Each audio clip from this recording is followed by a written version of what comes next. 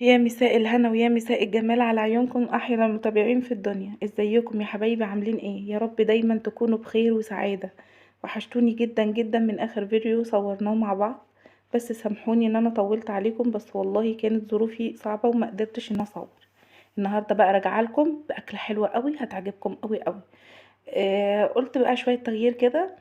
جبت كيلو من اللحمه وحطيت شويه ميه كده على النار، واول ما بدات الميه تبدا تنمل كده هسقط اللحمه فيها. بعد كده اول ما تغلي معايا هبدأ بقى لو في اي شوائب كده بسيطة هشيلها. بسم الله ما شاء الله، دي ما كانش فيها شوائب كتير، فوالله بسم الله ما شاء الله عليها ما نزلتش يعني، كانت حلوة جدا. بعد كده اكون بقى مجهزة كده بصلاية اقطعها قطع كبيرة، وكمان جزراية وكمان طماطماية. بصراحة بتدي الشوربة طعم كده، وكمان بتبقى لونها حلوة قوي وما بتغمقهاش.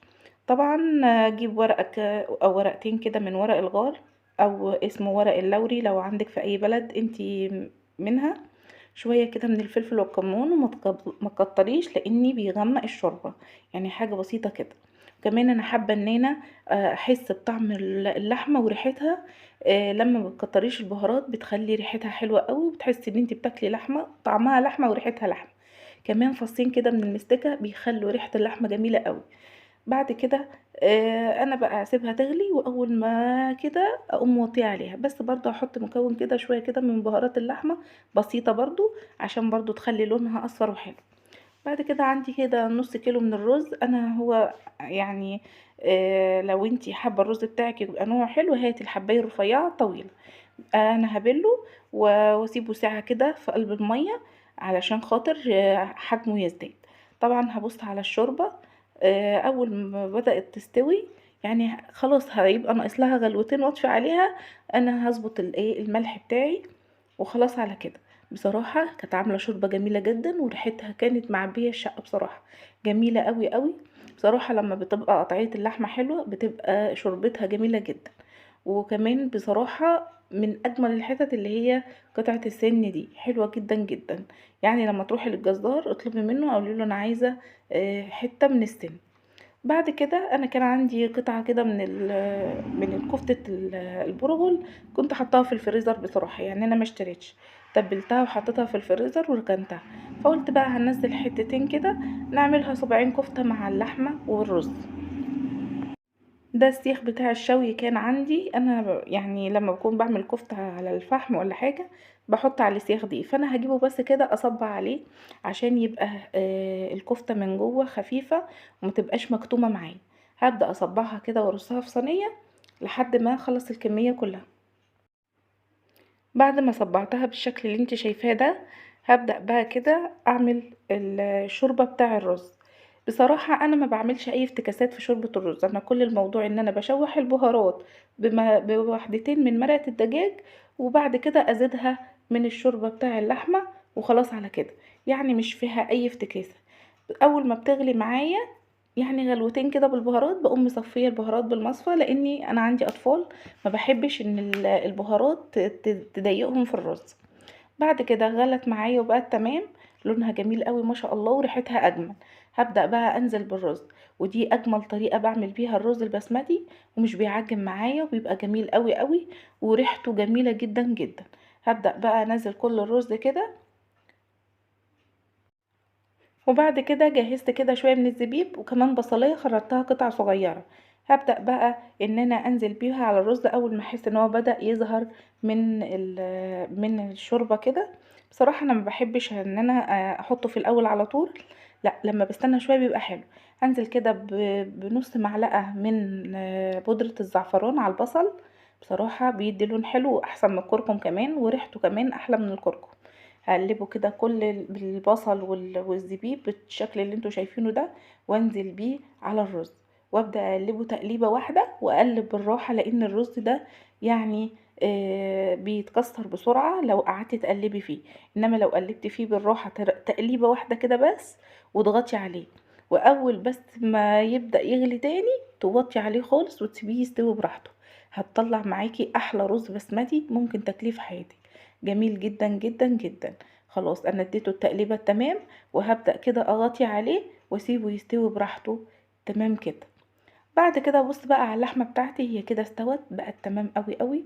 بصراحه كانت دايبه دوب، وكان طعمها جميل قوي قوي، وريحتها جميله جدا جدا. هبدأ بقى اطلعها كده من الشوربه علشان خاطر اكمل معاكم الفيديو بتاعنا. بعد ما طلعت اللحمة بقى هبدأ بقى اطفيه على الشوربة، وابدأ اصفي منها الخضار علشان ما يبوظليش الشوربة. انا عايزة استمتع بكل شوية شوربة كده، فاشيل بقى الجزر والطماطم والبصل والحاجات دي بتأثر من عمر الشوربة وبتخليها تحمض معايا بسرعة. انما لو نزعتيهم بالشوربة من الشوربة بالمصفى كده هتحافظي على الشوربة معاكي ومدة طويلة، ممكن تقعد معاكي يومين او 3، ممكن تستفيدي منها تعملي منها شوية رز وطبيخ بتبقى طعمها حلو قوي. ممكن تستخدميها في اي اكله حابه تعمليها، بصراحه بتبقى حلوه. بعد كده بص بقى على الرز، هو خلاص يعني بدأ خلاص كده. بصي بقى، شفت الخرام دي اللي في قلب الحله؟ خلاص معناها ان الرز ده خلاص ناقص له حاجه بسيطه خالص ويستوي. اديله تقليبه واحده كده، وانتي بتقلبي مش تقلبي قوي، بالراحه تطلعي من تحت لفوق عشان الرزايه تحتفظ يعني بحجمها وما تكسرش معاكي، وتبقي يطلع معاكي نتيجه حلوه جدا. خلاص الرز بتاعي قرب يستوي خلاص خالص كده، اهو قرب ينشف خلاص. انا موطيه عليه، اديله بس دقيقتين وخلاص. ابدا بقى احمر الكفته واحمر اللحمه بتاعتي.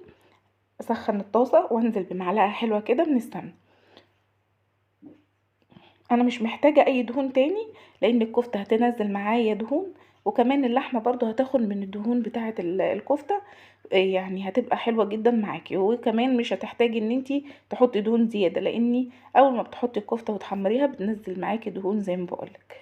خلاص كده، اول ما السمنه تتقدح كويس وتسخن، ابدا بقى احط فيها الكفته واحمرها. بصراحه احنا بنحب الكفته متحمره كده، بتبقى طريه جدا. وكمان حتى لو قعدت معاكي يعني ساعة ساعتين بعد ما تحمريها بتفضل طرية وناعمة، مش زي اللي بتتحط في الفرن بتبدأ تتخلص من السوائل اللي فيها وتنشف. بصراحة انا ما بحبهاش، واحنا اغلب اللي عندنا احنا بنحبها في السمنة كده. السمنة بتدي اللحمة طعم جميل جدا، وكمان هي تركيبة كده، يعني بصراحة احنا بنحبها كده. انتي لو مش حابة وحابة ترصيها في صينية وتحطيها في الفرن برضو بمزاجك اللي انتي عايزاه.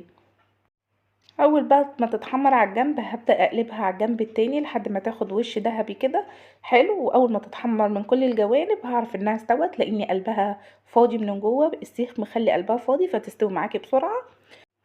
اروح بقى اخلص الكميه كلها، وبعد كده ارجع لكم تاني بعد ما احمر الكفته كلها. بعد ما احمر الكفته هبدأ بقى اطلعها كده على شويه كده من الخضره. بصراحه الخضره مع الكفته بتبقى طعمها حلو قوي، حتى لو جيتي تاكلي صبع الكفته وجيتي بالمعلقه اكلت الخضار ده معاها، بصراحه مفيد جدا جدا ومغذي كمان. بصراحه انا بحبها مع الخضار ده، بيبقى جميل جدا جدا، وكمان شكل في الطبق كده بتديها شكل وكأنك عاملاها جايباها من مطعم كمان. بعد كده حمرت اللحمة، بس بصراحة كانت يعني فيها نسبة دهون، كانت في السمنة بتقعد تطقطق، فخفت بصراحة اصورها. وده شكل الاكل بتاعنا جميل جدا جدا. يا رب يعجبكم حلقة النهاردة. السلام عليكم ورحمة الله وبركاته.